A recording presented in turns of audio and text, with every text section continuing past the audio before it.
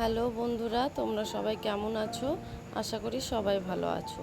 সাথে আমরাও ভালো আছি। দেখো, আমার বান্ধবী ফোনটা ধরেছিল, তো আমার হাতে ব্যথা ছিল, যার কারণে আমি ফোনটা ধরতে পারছিলাম না।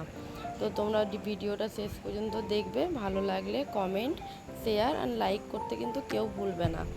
তো তোমরা যারা জানো তারা বুঝতেই পেরেছো কোথায় এসেছি। হ্যাঁ, আমাদের এখানে শিবশক্তি ধামে এসেছি, যেটা গোপাল মাঠেই আছে। তো দেখো, আমরা মন্দিরে ঢুকে যাচ্ছি।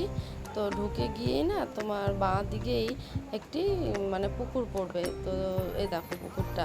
তো যেখানে না ভালো ভালো মাছ আছে, বেশ বড় বড় মাছগুলো। তোমরা দেখতে পাচ্ছ কি না বলতে পারছি না, কিন্তু আমরা সামনে থেকে ছিলাম তো দেখতে পেয়েছি।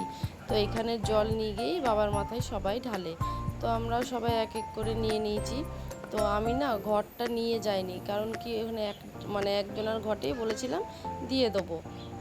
তো আমি নিয়ে যাইনি। তারপর আমার হাতেও একটু ব্যথা ছিল, যার কারণে আমি নিয়ে যেতে পারিনি। তো ওরা বলেছিল চল আমরা সবাই মিলে করে নেবো।